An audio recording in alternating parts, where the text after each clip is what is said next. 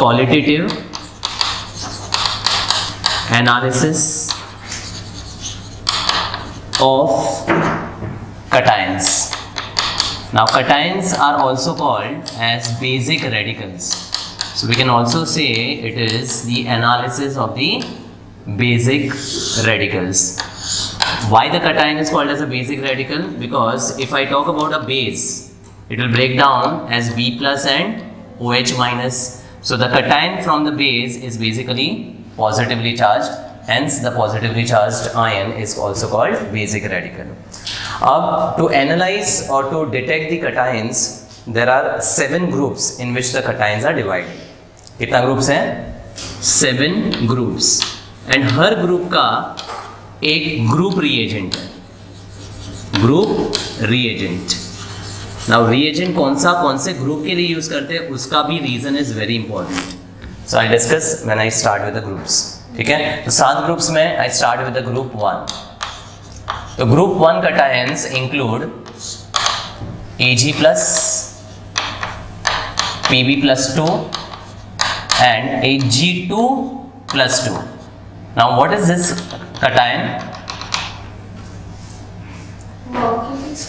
Mercurous, because it's a dimer of Ag1 plus, which is written as Ag2 2 plus, and this cation is very common in one of the electrode, calomel. It is used in the calomel electrodes, right? The first thing, the cations of group 1 are Ag plus, Pb plus 2, Ag2 plus, where Ag2 plus is called mercurous. ठीक है? So these are the group 1 cations. अब इसको याद रखने के लिए you can remember it as, मैंने दिया हुआ यहाँ पर, आज प्रभु होंगे, आज प्रभु होंगे. That's Ag plus, Pb plus 2 and Ag2 plus. Then the group reagent used in the group 1 is dilute HCl. Now when any salt containing Ag plus combines with the HCl, it will form the corresponding chlorides as precipitate. So the chlorides are AgCl, PbCl2, Ag2Cl2, and that's nothing but calomel. And these are all white in color. They are all white precipitate. तो प्रभु के घर में सब कुछ peaceful रहता है. So you can remember the color is white for all the precipitates of group 1. ठीक है. Now testing के लिए, if these precipitates are dissolved in cold water, there is no effect or no reaction. To make them dissolve, we use hot water. But hot water में भी only PbCl2 will dissolve. तो याद रखने का, प्रभु पिघल जाते हैं. प्रभु यानी PbCl2 का precipitate dissolve हो जाता है. So here the PbCl2 dissolves. तो जो dissolve हो जाता है, that is called as a filtrate. And the other precipitates which remain undissolved forms a residue. Remember the words. Filtrate मतलब वन विच डिजोल्व्स, रेसिड्यू मतलब अनडिजोल्व्ड. तो कौन कौन सा रेसिड्यू है? AgCl and Ag2Cl2. ठीक है. Now to test them individually, this AgCl is treated with K2CrO4 chromate. And what's the color of chromate ion? K2Cr2O7 is orange red and chromate is yellow. So K2CrO4, ये colours ध्यान में रखना हो, जो common colours है वो तो याद रखने ही है. K2CrO4 is yellow. Now when AgCl is treated with K2CrO4, it forms Ag2CrO4, which is formed as a brick red, ईंट जैसा कलर होता है, brick red precipitate, silver chromate का. So AgCl can be tested with K2CrO4, yellow in color, giving you a brick red precipitate of Ag2CrO4. Now Ag2Cl2, the calomel, can be tested by reacting with SnCl2, that is tin chloride, which can be called stannous. Higher is stannic, Sn plus 4. Higher is Sn plus 4, stannic. हाँ, तो ये stannous है, plus 2 है ना. Cl is -1. +3 नहीं होता है, +2 and +4. +2 is stannous and +4 will be called stannic. So stannous chloride में Hg2Cl2 converts to 2Hg and SnCl4, and this Hg forms as a grey precipitate. Silver का डिपोजिशन हो जाता है, सॉरी मर्क्यूरी डिपोजिशन हो जाता है, which is a grey precipitate. So AgCl tested with K2CrO4 giving you brick red precipitate, and Hg2Cl2 tested with stannous ion or stannous chloride giving you a grey precipitate of mercury. ठीक है, अब जो PbCl2 जो soluble है, this can be further tested with 3 of the reactions. The first reaction is with K2CrO4. Once again color yellow. It will give lead chromate, which is PbCrO4, and this is formed as a yellow precipitate. PbCrO4 is yellow precipitate. Pb+2 ion can also be reacted with Ki.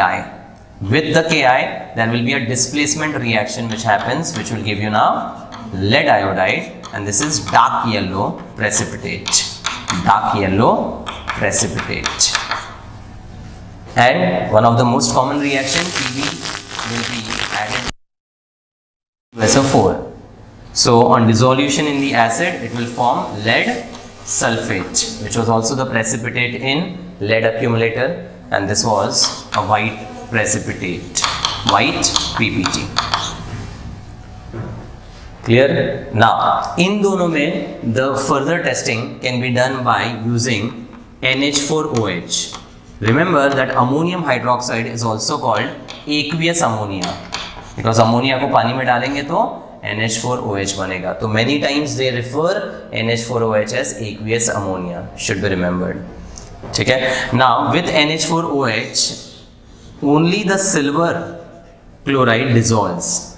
मतलब filtrate will be AgCl, and Hg वाला part जो है that will remain undissolved, giving you some residue. अब silver dissolves here to form a soluble complex of AgNH3 twice Cl. AgNH3 twice Cl, which will be named as diamine silver +1 chloride, 1 in the Roman number. ठीक है? And this is soluble and also white in color. Silver ions generally white colored रहते हैं, ठीक है? And here if we treat it further with dilute HNO3, it will form AgCl, which will give back the white precipitate, white PPT. Already वो तीनों precipitate whites थे ना? Clear? So this is a flow. AgCl with NH4OH dissolves to give you silver complex, followed by dilute HNO3 giving you a white PPT of AgCl. Now the mercurous ion with NH4OH doesn't dissolve into it. In fact, it reacts to form a black precipitate, which is composed of Hg and a compound HgNH2Cl. HgNH2Cl, और ये पूरा combination क्या है? Black colored रहता है. The residue is black in color. So that's an important reaction, mercurous with NH4OH or aqueous ammonia, giving you a black compound of mercury and mercury NH2Cl. ठीक है? तो ये पूरा फ्लो है about group 1 cations. ठीक है? तो important चीज़ है, group 1 cations are आज प्रभु होंगे Ag plus Pb2 plus Hg22 plus, which is mercurous. The group reagent is dilute HCl. Will form the corresponding chlorides, and they are all white precipitates. Then in hot water only the PbCl2 dissolves, rest will be residue. PbCl2 can be tested with K2CrO4, Ki and dilute H2SO4. This AgCl and Hg2Cl2 can be tested individually with K2CrO4 and SnCl2 respectively. And then further testing can be done by dissolving in NH4OH, जिसमें Ag will dissolve to form a complex, and this will remain undissolved to form a residue of Hg and HgNH2Cl. So that's the summary to be remembered. Now some additional points I am giving with respect to group 1 silver cation के related Ag+, वो आप note कर देना उसी page पे group 1 के लिए. Ag का common compound silver nitrate is named as lunar caustic. The word lunar was given because in earlier days alchemists referred the silver to be found on moon. That is why they referred it as lunar olden days में. Now lunar caustic the word is given because इसके sticks जो है they are used to destroy the damaged tissues. Surgery के time पे sticks use करते हैं, उस stick पे दैट इज AgNO3 और वो AgNO3 क्या करता है, डैमेज टिश्यूज को डिस्ट्रॉय करने के लिए यूज करते हैं. They are used in the form of sticks. If you search it you will see the sticks of AgNO3. So that is one of the use which you can remember. But important नाम है, lunar caustic is silver nitrate AgNO3. अब AgNO3 का reaction with Na2S2O3, what is this called? Hypo. It's hypo. Sodium thiosulfate बोलते हैं, but more commonly it's called hypo. What was the use of hypo?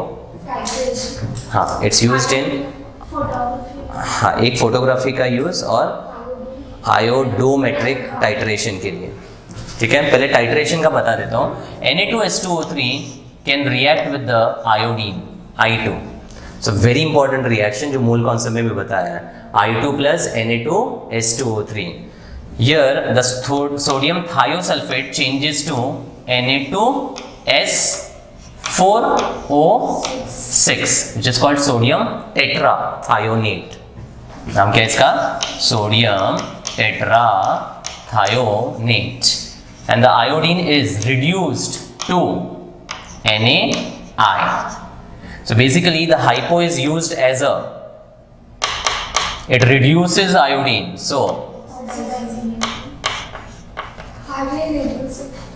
reducing agent जो सामने वाले को reduce करता है एंड खुद को ऑक्सीडाइज, इटसेल्फ अंडरगो उल्टा. ठीक है, इसके लिए ऑक्सीडेशन स्टेट्स का भी बात किया था. Na2S2O3 का sulphur has +2 oxidation number, and here if you calculate it will be 10/4 which will be fractional 2.5. So what is happening? 2 is increasing to 2.5, undergoing oxidation, so behaves as a reducing agent. So hypo is a very good reducing agent. This is used in iodometric titration. This is basically the titration. उसमें करते क्या है, whatever iodine is formed in a particular reaction that is titrated with Na2S2O3, and depending on the amount of NaI we can quantitatively estimate the amount which was present initially. That is called the quantitative analysis and titration, iodometric. दूसरा, hypo is used in photography. And what is the application? ये P block में किया है मैंने. Hypo solution is used by photographers in photography to remove undecomposed silver bromide, because this Na2S2O3 का S2O3-2 is a ligand which can easily form a complex. तो इसके पास complex formation का behavior है. It is a good complexing agent. Reducing agent के अलावा you always remember hypo is a good complexing agent. Complexing agent. तो silver bromide को complex में कैसे कन्वर्ट करता है, उसी का रिएक्शन है. See, we can either have the reaction of lunar caustic AgNO3 या फिर AgBr हो तो भी सिल्वर का टाइन तो है ही ना उसमें भी. अब रिएक्शन कैसे जाएगा? They both combine to form Ag2S2O3 silver thiosulphate. अगर इसको ऐसे ही छोड़ दिया तो on standing it will decompose to give silver का ऑक्साइड एंड सिल्वर का sulphide, which is black in color, silver oxide, silver sulfide. But if Ag2S2O3 is reacted with Na2S2O3 taken in excess, so it will form sodium argento thiosulfate का complex. Now how to remember the complex का formulas? Silver का charge is what? +1, silver cation is +1. H2O3 का charge -2. ठीक है, अब हमारे पास complex बन रहा है सोडियम अर्जेंटोथायोसल्फेट. ठीक है, Ag has a coordination number of 4. अब 4 कोऑर्डिनेशन नंबर के लिए, sorry, this is a bidentate ligand, इसलिए will require 2 such ligands.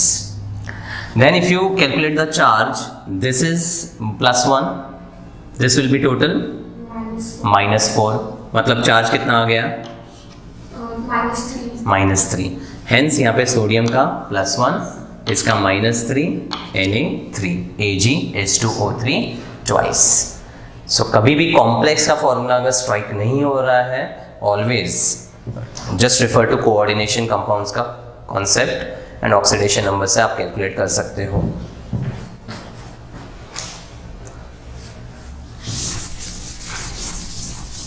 So this complexing ability of hypo is important. And final जो कॉम्प्लेक्स बना है इसको बोलते हैं फिक्सर, बिकॉज जो अनडिकम्पोज सिल्वर ब्रोमाइड था that is fixed by the complex forming ability of hypo solution. So that's a very important application of hypo. और direct question आता है, hypo is used in photography because it has a complex forming behaviour.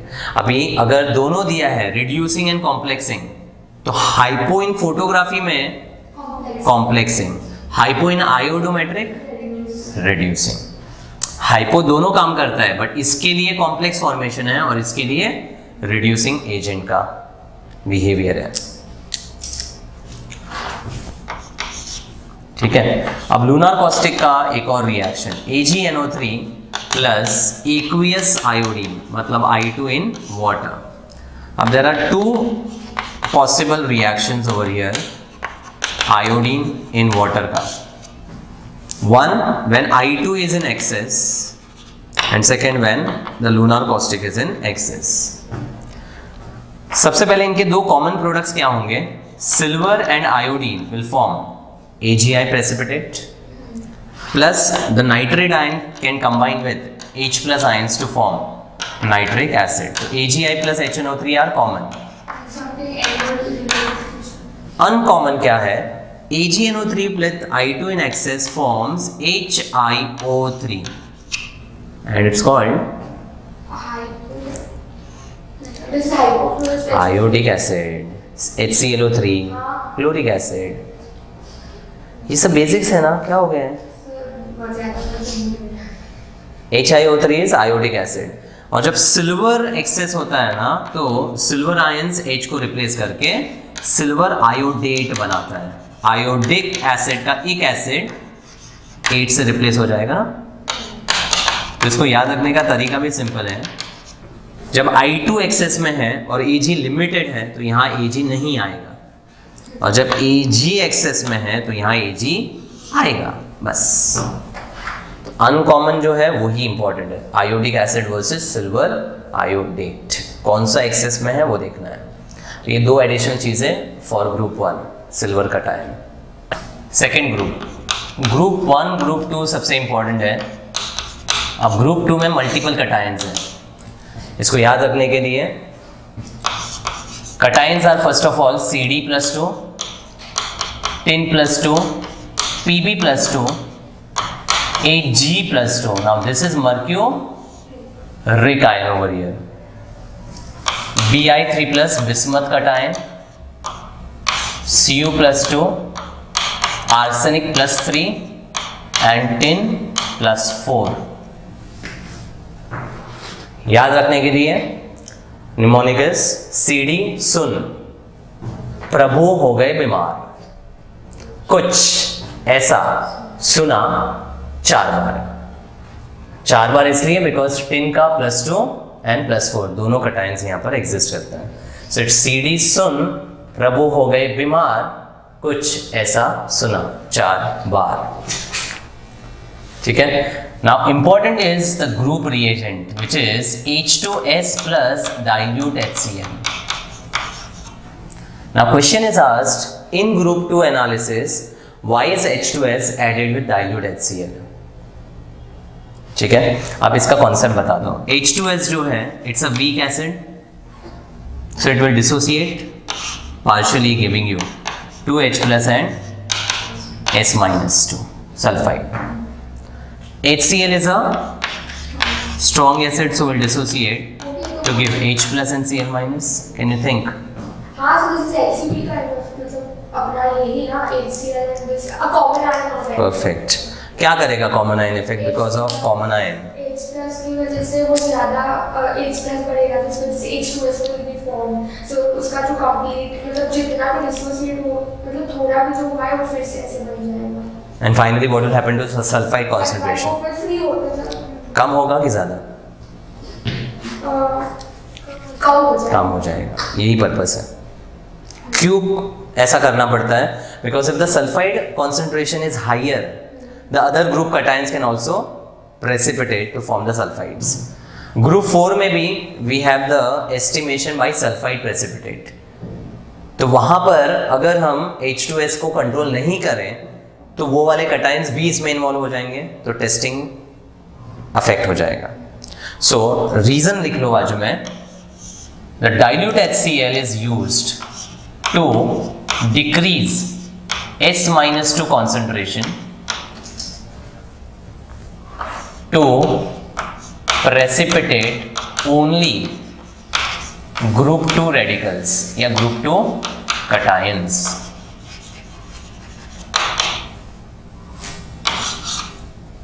To decrease the sulfide concentration to precipitate only group 2 cations. And और एक चीज, अगर equilibrium में question आ जाता है तो the reason will be common ion effect. In fact equilibrium chapter में भी इस तरह का क्वेश्चन है. और अगर solubility basis पे तो common ion effect decreases solubility, precipitation ज़्यादा होगा.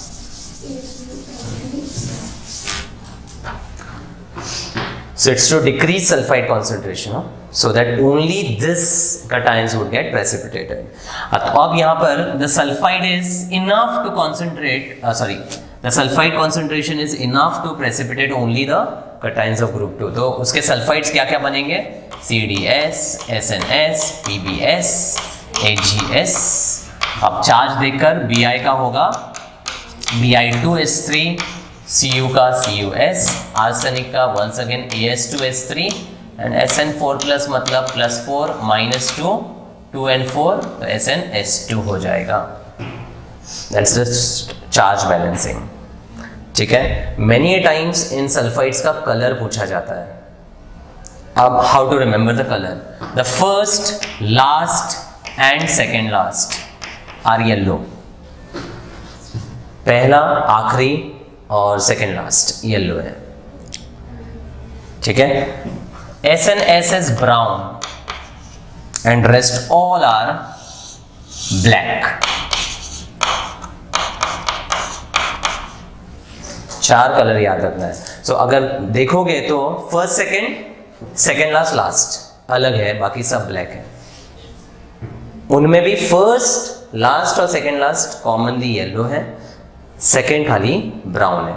टिन सल्फाइड या stannous sulphide is brown, but stannic का सल्फाइड इज येलो. तो कलर के ऊपर क्वेश्चंस आते हैं. ठीक है, देन फर्दर इनको डिफरेंशिएट करने के लिए we take yes. What is yes? YAS refers to yellow ammonium sulphide. Yellow उसका कलर है, अमोनियम सल्फाइड उसका नाम है, अमोनियम सल्फाइड. तो उसको बुलाते क्या है? यस. एंड अमोनियम सल्फाइड का formula is NH4 plus S-2 cross multiply करो NH4 twice S, ammonium sulphide. अब इसमें 3 of the ions would separate and dissolve, so they will become the filtrate. और जो undissolved रहता है that will be called as the residue. अब कौन से डिसॉल्व होते हैं याद रखने के लिए अनशन याद रखो. अनशन, अन मतलब आर्सेनिक, शन मतलब टिन के दोनों आयंस. मतलब क्या? आर्सेनिक का As2S3, शन मतलब SNS and SnS2, Anshan dissolve हो गए। बाकी बचे क्या फिर, ऊपर से ही देख लो, CDS, PBS, AgS, Bi2S3 and CuS will be the residue। ठीक है, सबसे इंपॉर्टेंट था रिएजेंट, उसका reason and the colours of the sulphides, and कौन से डिसॉल्व होते हैं कौन से नहीं होते हैं। तो पूरा न्यूमोनिक से अगर रिलेट करोगे तो इट्स सिंपल। ठीक है, next few of the important things. AgS, what is the colour? Black. It is the only black precipitate that does not dissolve in any acid। कोई भी एसिड में ये डिसॉल्व नहीं होता है except aqua regia, HNO3 and HCl in the ratio 1:3। HCl का 3 रहता है, 3 parts of HCl। ठीक है, तो ऐसा डायरेक्ट क्वेश्चन आता है, which is the black precipitate that does not dissolve in any acid except aqua regia, or which dissolves in aqua regia would be AgS, silver sulfide, that's a black precipitate। ठीक है, फिर copper के related जो मैं बता रहा हूँ बहुत इंपॉर्टेंट है। कॉपर के related questions are very very very important. तो क्यूप्रिक आयन Cu2+, इसके कुछ इंपॉर्टेंट रिएक्शंस। पहला, K4FeCN6 should be a well known complex. Potassium +2, potassium hexacyanoferrate +2, ferrous वाला कॉम्प्लेक्स है। ठीक है, ये येलो कलर्ड होता है, K4FeCN6 येलो रहता है। ठीक है, now the Cu2+ ion reacts with this to form Cu2FeCN6 complex which has a color of chocolate brown। It forms a chocolate brown precipitate। तो कॉम्प्लेक्स का formula with the colour both are important.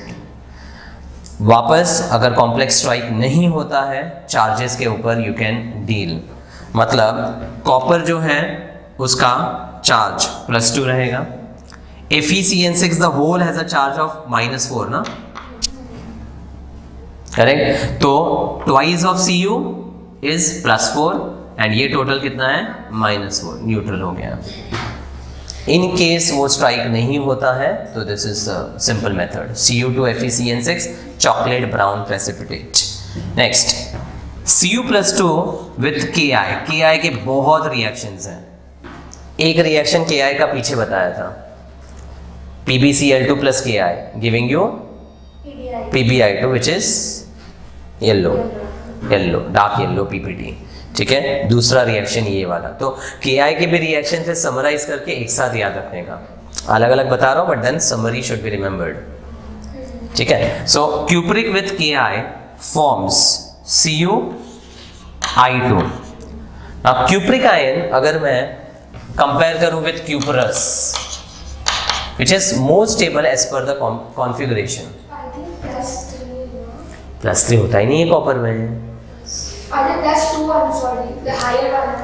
ना, +1 is stable as per configuration। इसका configuration, copper has a configuration of argon, exception था ना 3D10 4s1, 1 निकला तो cuprous बना, 2 निकला तो क्यूपरिक बना। कॉन्फ़िगरेशन 3D9 वर्सेस 3D10, तो क्यूपरस ज़्यादा स्टेबल होता है। बट एक्वियस सोल्यूशन में क्यूपरिक इज मोर स्टेबल। अब व्हाई? इसका बहुत इंपॉर्टेंट रीजन है, cupric is more stable than cuprous in aqueous solution. सिर्फ पानी की बात कर रहे हैं हम, in aqueous solution. What would be the reason related to water? I think वो जो H2O का जो इफेक्ट नहीं होता क्या? Hydration energy, hydration energy, because नहीं, रेडियस का कोई रिलेशन नहीं है। मतलब वो कितना ऐसे ही पूछता है कि छोटा वाला आयन ज़्यादा हाइड्रेट करेगा, बड़ा आयन कम हाइड्रेट होगा। हाँ, आयोनिक रेडियस से रिलेटेड, बट इसके रीजंस एग्जैक्ट वर्ड्स में क्या है वो बताता हूँ। Cupric is more stable than cuprous in aqueous solution because of lower reduction potential, electrochemistry आ गया, एंड हायर हाइड्रेट करने का energy, hydration energy. So higher hydration energy is understood. It will associate with water more easily and release large amount of energy.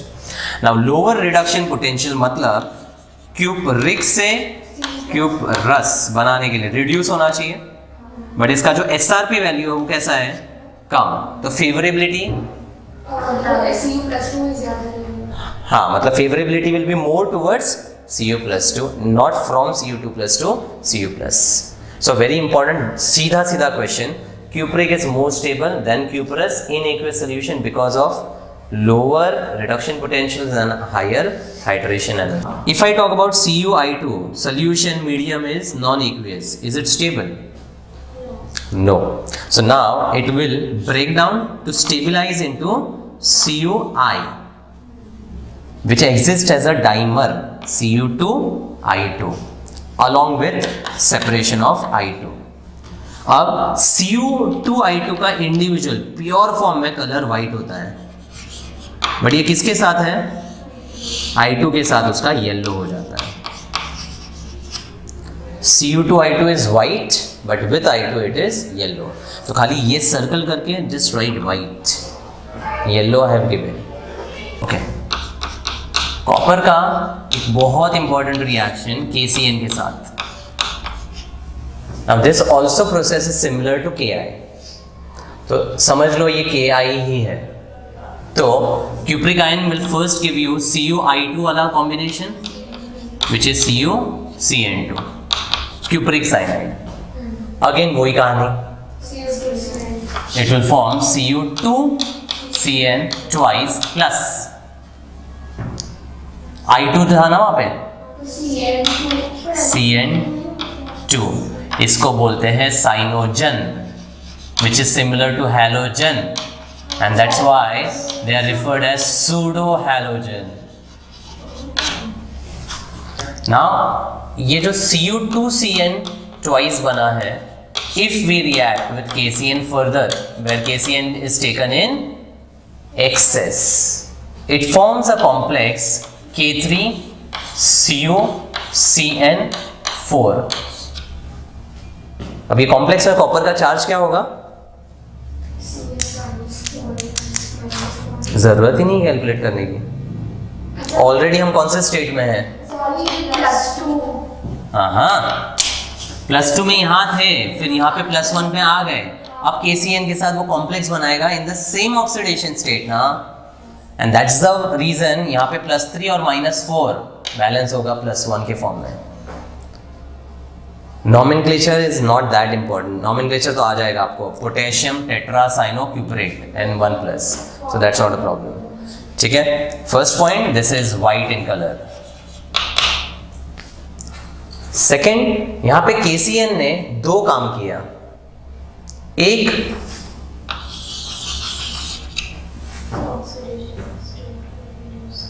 हाँ, मतलब KCN is behaving as a, and दूसरा इसको complex भी किया। सो यहाँ पे पूछा जाता है कि इन क्यूप्रिक विद KCN का काम क्या है? KCN is used as a reducing agent as well as complexing agent. Standard questions, direct questions है जो मैं आपको बता रहा हूँ, सिर्फ थियोरी आप पढ़ो, बाकी क्वेश्चन सॉल्व हो जाएंगे। Next, cupric also has the reaction with Na2S2O3, once again the well known hypo solution. Here it forms Cu2S2O3 cuprous thiosulphate बन जाता है. And if we use Na2H2O3 further, meaning it is taken in excess, then it will finally form a complex. So again वैसा ही concept है, reducing agent as well as complexing agent, जो पीछे already लिखा चुका हूँ. अभी complex क्या बनता है? It's Na4Cu6H2O3 5. चार्जेस देखेंगे तो ये टोटल +4 हो गया, H2O3 का -10 हो गया, ये हो गया -6 डिवाइड बाई 6, ये +1, मतलब +1 वाले स्टेट में कॉम्प्लेक्स बनता है. तो इसको याद रखने के लिए 4 5 6 याद रखो, 4 5 6, मतलब 4 6 5. मतलब the 3 numbers are simple, 4 5 6. Copper का हो गया बात, let's say this is second. अब थर्ड Hg, अब दिया हुआ है टिन का, tin +2 can be tested with AgCl2. Now दो चीजें याद रखो, AgCl2 is called corrosive sublimate, मतलब it sublimes on heating. Corrosive sublimate इसका नाम है. और Hg2Cl2 को तो कैलोमल बोलते ही है. Corrosive sublimate is HgCl2. सो कहीं पे वर्ड है कि a corrosive sublimate reacts with so and so, तो आपका दिमाग स्ट्राइक करना चाहिए, इट्स टॉकिंग अबाउट HgCl2.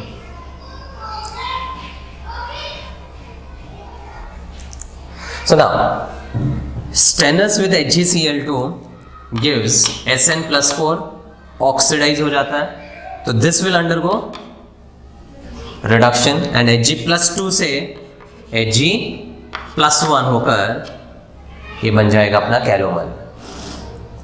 अब कैलोमल वाला जो है आगे SnCl2 अगर एक्सेस में लिया तो फर्स्ट रिएक्शन होगा twice of Hg and SnCl4 which is grape PPT. अब मैंने नोट्स में आपको डायरेक्ट दिया है Sn2 + HgCl2 2Hg SnCl4. अगर कुछ सीक्वेंस में आया तो ये कंटिन्यूएशन भी याद रखना है, तो साइड में ये वाला सीक्वेंस भी लिख लो. Hg+2 mercuric can be tested with Ki. अब Ki का और एक रिएक्शन आया, this will form HgI2 which is red in colour. इसको कई बार स्कारलेट रेड बोलते हैं, scarlet red. I don't understand. We've got so many, hues of red, brick red, and then dark red, and then blood red, and then scarlet. ये words बहुत सारे हैं, मैं जो बता रहा हूँ उसमें सारे कवर है, इसलिए तो स्कारलेट रेड बोलते हैं. ओके, HgI2 फर्दर Ki के साथ when Ki is taken in excess forms a well-known complex of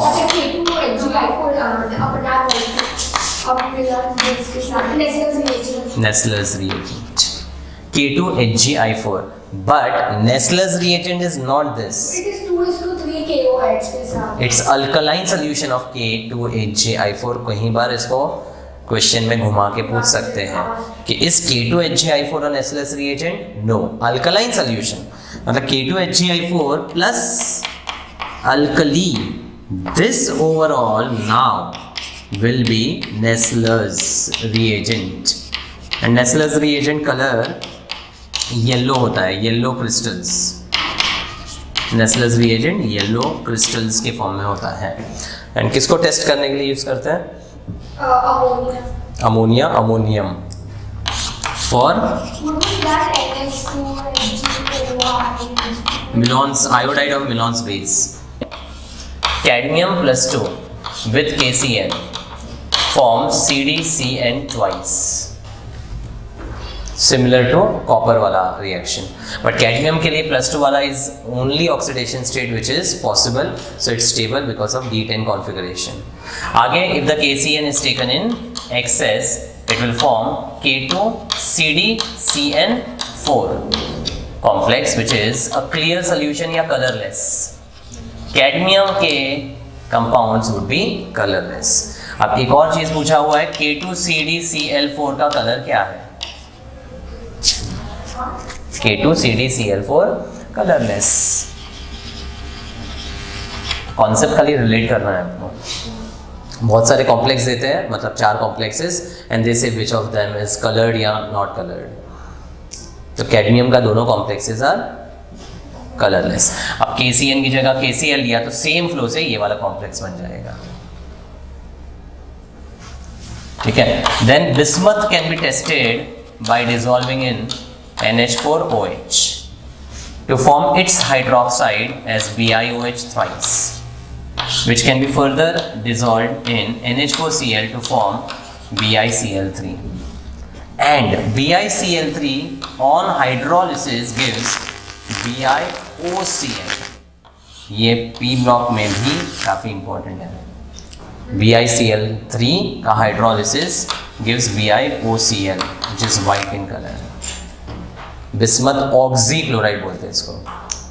moving to the relatively simpler part, group 3.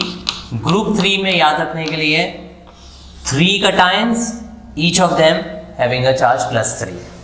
3 cation है, तीनों का चार्ज +3 है, और ये है फेक्रो, एल्यूमिनियम, फेरेक्रो, क्रोमियम. 3 cation +3 charge. अब colours, Al is white, Fe3+ very important is brown या sometimes reddish brown, and chromium +3 is well known green. Cr2SO4 thrice याद रहे तो ठीक है. Fe3+ very important brown. ठीक है. Now the group reagent over here is NH4OH plus NH4Cl. Again, what is the use of NH4Cl? Common ion effect. तो कौन सा आयन कॉमन है? NH4. क्या होगा उससे? OH का कॉन्सेंट्रेशन कम हो जाएगा. तो to decrease OH minus concentration, to avoid precipitation of higher group cations. मतलब इसके पहले के जो 2 ग्रुप के कटायंस हैं उनके हाइड्रोक्साइड्स ज़्यादा OH के कॉन्सेंट्रेशन में ही फॉर्म होते हैं. तो इसको हम रिड्यूस करते हैं to a point such that only this 3 cations would get hydroxides. ठीक है. तो रीजंस भी इंपॉर्टेंट है common ion effect equilibrium concept से. आगे इनके सॉल्ट्स को अगर इस रिएजेंट के साथ रिएक्ट करते हैं तो they will form the corresponding hydroxides as AlOH thrice, FeOH thrice and CrOH thrice. ठीक है. Also aluminium is amphoteric in nature, so it can react with acid as well as base. तो इनको differentiate करने के लिए we use the alkali. तो यहाँ पे if we use hot NaOH meaning just a bit of energy is also required. So now on reaction with the alkali, aluminium will form sodium meta aluminate, NaAlO2. Sodium meta aluminate का formula है NaAlO2. ठीक है. और dissolve हो जाएगा इसमें, alkali में dissolve हो जाता है. FeOH thrice NaOH में डायरेक्टली डिसॉल्व नहीं होता. It also is added with a strong oxidising agent like KMnO4. अब इसका रीजन है कि if the solution which you are testing contains ferrous also, then the ferrous can't be tested with this group 3 reagent. So whatever ferrous ions are there, they need to oxidize to ferric. For that KMnO4 चाहिए. ठीक है. So NaOH along with a strong oxidizing agent like KMnO4 to oxidize the ferrous to ferric. Now here it transition metal है तो complexing behaviour आया, it forms Na3FeOH6 +3 वाला hydroxide, hydroxo complex. Fe3+ को test करने के लिए एक और चीज है SCN-, thiocyanate, and with SCN- it forms FeSCN2+ with a charge of +3, और ये ब्लड रेड कलर्ड रहता है, ये याद रहे। Fe with thiocyanate, ferric with thiocyanate gives FeSCN2+, blood red coloration। Chromium के लिए NaOH के साथ it requires a mild oxidizing agent like H2O2, और मेटल के परऑक्साइड भी यूज कर सकते हैं, बट परऑक्साइड होना चाहिए, it's a mild oxidizing agent. Here it forms the sodium का chromate which is Na2CrO4। Chromate का colour chromate, orange, chromate K2CrO4 yellow, orange K2Cr2O7 का है, नहीं बोलना है, ठीक है। So this is basically about the group 3। अब इससे दो चीजें इंपॉर्टेंट हैं, वो एडिशनल है, लिखो। One is potassium dichromate, this is on the top of the reactions apart from D block का थियोरी का सिलेबस। तो वो एक्सपेक्ट कर रहा हूँ कि वो आता है आपको, जो नहीं आता है एक्सपेक्ट कर रहा हूँ कि वो आता है, लेकिन एक्चुअली नहीं आता है, नहीं आता, थोड़ा थोड़ा भी चलेगा ना, ये एडिशनल चीज़ें तो उसके अलावा है। K2Cr2O7 plus H2SO4। Now this was used as an oxidizing agent in acidic medium to give K2SO4, Cr2SO4 thrice plus H2O and nascent oxygen, and that nascent oxygen was used to oxidize different reagents. This if it is used with H2O2, a mild oxidizing agent, then potassium to sulfate देगा K2SO4, chromium gives CrO5 which is blue color butterfly structure peroxy linkage के साथ। इसका structure है CrOO peroxy linkage, OO peroxy linkage and double bond O, the famous butterfly structure of CrO5 redoxime।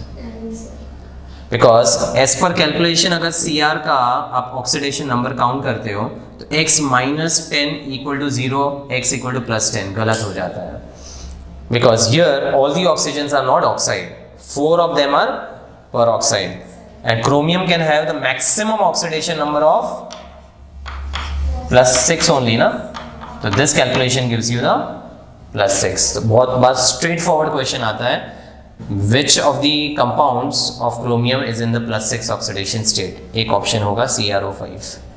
What's this?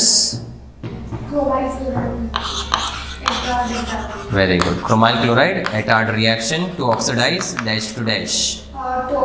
to CSO or Tolu into benzaldehyde. Famous Tolu into benzaldehyde. And how was this prepared?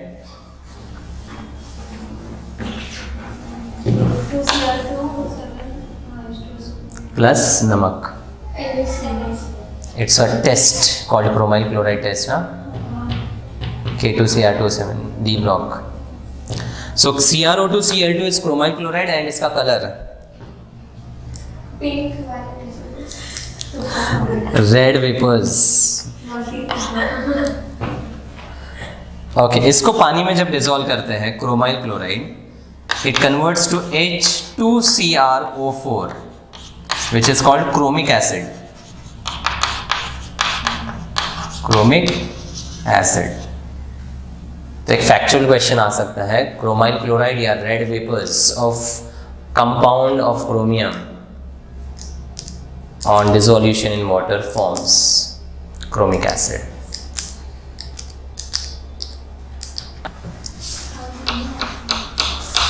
Next group 4. Group 4 में 4 cations हैं and the cations are zinc, Mn manganese, cobalt, nickel. To be remembered as जिंदगी में कोई नहीं. क्या पढ़ा उसने?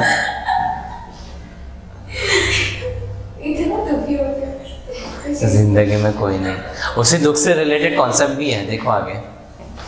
Okay, so now in group 4 the group reagent is H plus NH4OH. We had already used H2S in the analysis of group 2, but there it was with HCl to decrease sulfide. Here it is with NH4OH to H2O increase होगा, क्योंकि अब क्या होगा, this will provide OH minus which will take away H plus. H plus कम हुआ, forward जाएगा, sulphide बढ़ेगा. तो अगेन ये कॉमन आयन इफेक्ट नहीं है, but it is to increase sulphide concentration. अब वहां पर ग्रुप 2 में we required lesser amount of sulphide so that only group 2 precipitate. तो यहाँ पे हमें more amount of sulfide concentration चाहिए. तो to increase sulfide concentration I can write to avoid precipitation of group 2 radicals. Equilibrium concept.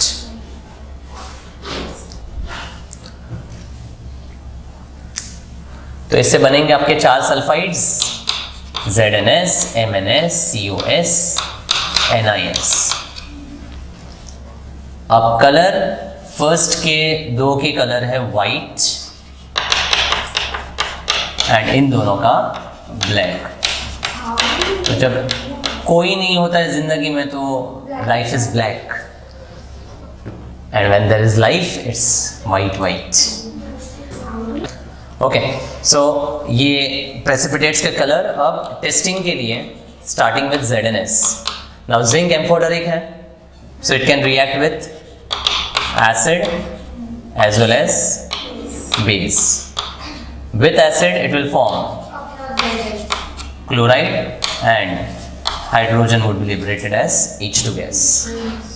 And NaOH के साथ it forms a famous compound Na2ZnO2 which is called sodium zincate.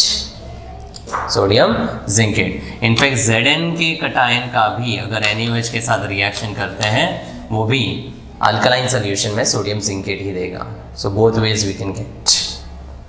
ठीक है.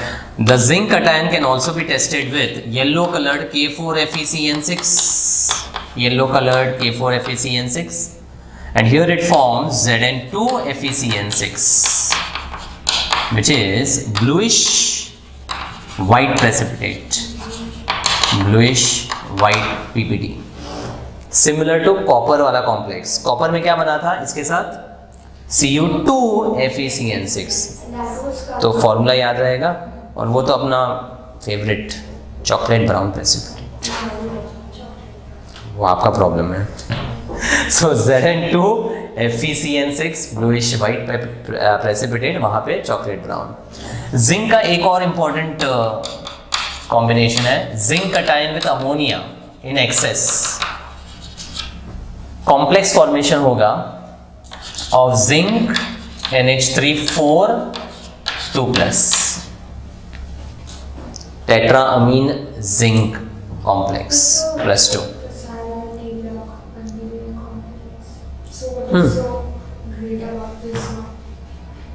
So great मतलब we can test the cation na using the different colors. If you have a solution of zinc compound, you want to test it. And first of all, zinc is tested from group 4.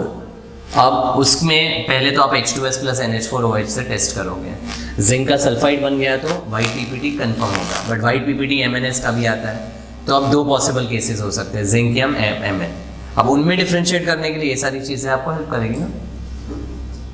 So that is how you test ना. आपको पहले तो cation कौन से group में है वो पता करना है, फिर ग्रुप रिएजेंट से कंफर्म करना है. या देन Mn के लिए it is treated with PbO2 and dilute HNO3.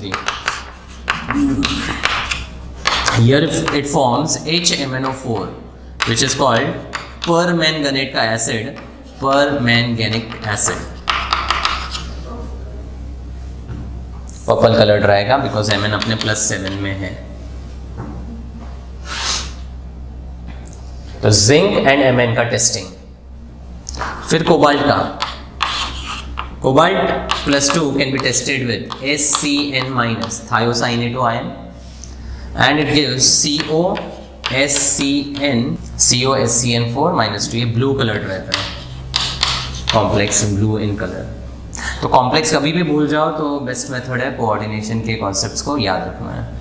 ठीक है. कोबाल्ट का एक और दिया है नाइट्रो के साथ, वो ज़रूरत नहीं है, you can skip that. K3CONO2 वाला ज़रूरत नहीं है नाइट्रेटो आयन के साथ. फाइनली निकल का बहुत इंपॉर्टेंट है. Nickel ions are tested with DMG, where DMG is called a ligand which is हाँ स्ट्रक्चर दिया मैंने. डाइमिथाइल ग्लाइऑक्साइन.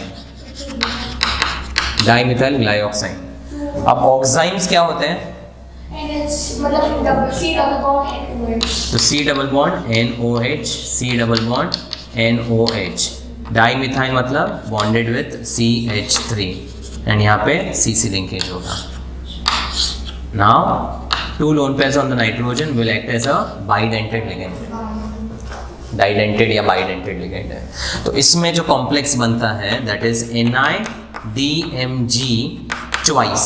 ये न्यूट्रल है ना, तो फाइनल चार्ज बाहर पे +2 रहेगा और इसका कलर भी स्कारलेट रेड है, सिमिलर टू HCl के साथ वो कॉम्प्लेक्स HgI2. वहां पे लिख लो equivalent to HgI2. Red scarlet red. Group 5 alkaline earth metal cations excepting the first 2. Alkaline earth metal में बेरिलियम मैग्नीशियम को छोड़ के कैल्शियम, स्ट्रोंशियम, बेरियम. ठीक है. ये 3 ग्रुप 5 कटायंस हैं. ग्रुप रिएजेंट है इसका ammonium carbonate NH4+ CO3 2- NH4 twice CO3. When combines with the cation they form the corresponding carbonates CaCO3, SrCO3 and BaCO3. Then they can be tested by using flame test and flame colors should be known. बार का perfect. बार का मतलब यहाँ पे calcium जो है वो brick red देगा, strontium crimson या crimson red and barium is famously Apple green. वो सीक्वेंस टेढ़ा है बट ये सीक्वेंस में याद रखना बारका के हिसाब से सिंपल था. ठीक है. So it's simply testing by the flame test. Next group 6 and group 7 में ग्रुप 7 नहीं ग्रुप 0 बोलते हैं, सॉरी. ग्रुप 6 में एक ही कटायन है विच इज मैग्नीशियम. उसका reagent is NH4 twice HPO4 ammonium biphosphate या hydrogen phosphate. Now this is not called as a group reagent because इसमें कटायन कितना है टेस्ट करने के लिए? एक ही है. तो ग्रुप कटायन भी नहीं है, ग्रुप रिएजेंट भी नहीं है. मतलब group 6 has just 1 cation and a reagent और इससे बनता है MgNH4PO4 magnesium ammonium phosphate, ammonium biphosphate and this is magnesium ammonium phosphate. And group 0 includes ammonium ion that is NH4+. इसका टेस्टिंग सिंपल है. NaOH के साथ it is first converted to hydroxide. The hydroxide decomposes on heating to give ammonia and water. And ammonia का famous test है when passed with dilute HCl it forms white fumes of ammonium chloride NH4Cl.